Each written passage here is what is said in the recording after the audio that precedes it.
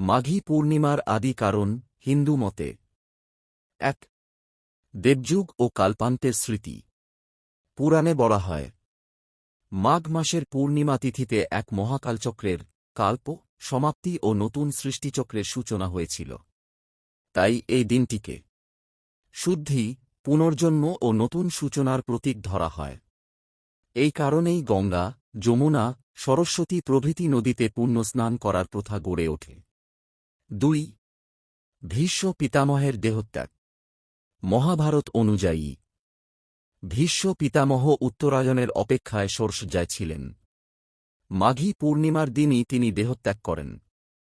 এই দিনটি তাই মহামৃত্যু, ত্যাগ ও ধর্মনিষ্ঠার প্রতীক এবং পূর্বপুরুষ তর্পণের বিশেষ দিন। ৩. কৃষিভিত্তিক সমাজের প্রভাব। ভারতে প্রাচীনকালে মাঘ মাসে শস্য ভরে ওঠে। পূর্ণিমা মানে সমৃদ্ধি ও কৃতজ্ঞতা। তাই দেবতাদের ধন্যবাদ জানাতে এই পূর্ণিমা উৎসবের রূপ পায়। বৌদ্ধ মতে মাঘী পূর্ণিমা মাঘ পূজা। বৌদ্ধ ধর্মেও এই দিন অত্যন্ত গুরুত্বপূর্ণ।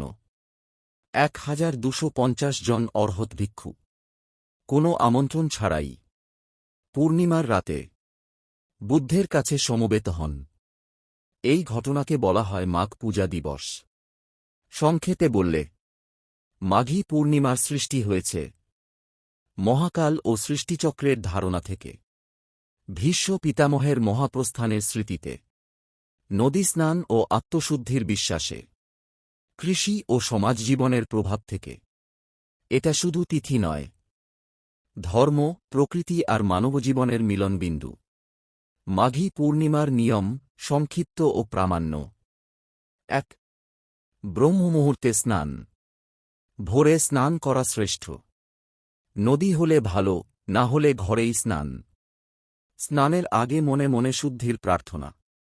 এই দিনটির মূল নিয়মই হল স্নান। ২. পূজা। স্নানের পর শিব, বিষ্ণু, সূর্য ইষ্টদেবতার পূজা। জল, ফুল, বেলপাতা দিলেই যথেষ্ট। সহজ জপ ও নমঃ শিবায় বা ও নারায়ণায় নমঃ। ৩. দান অবশ্য পালনীয়। মাঘী পূর্ণিমায় দান করলে পুণ্য বৃদ্ধি পায়। দান করা যায় অন্ন, ফল, বস্ত্র বা দরিদ্রকে সাহায্য।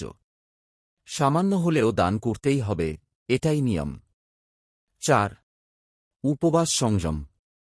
পূর্ণ উপবাস, ইচ্ছা হলে, না পারলে ফলাহার বা একবেলা আহার। রাগ, মিথ্যা, খারাপ কথা এড়িয়ে চলাই আসল সংযম। ৫. সন্ধ্যায় প্রদীপ। সন্ধ্যায় প্রদীপ জ্বালানো, পূর্ণিমার চাঁদ দর্শন, কৃতজ্ঞতা প্রকাশ। ৬. তর্পণ, যদি পারিবারিক রীতি থাকে।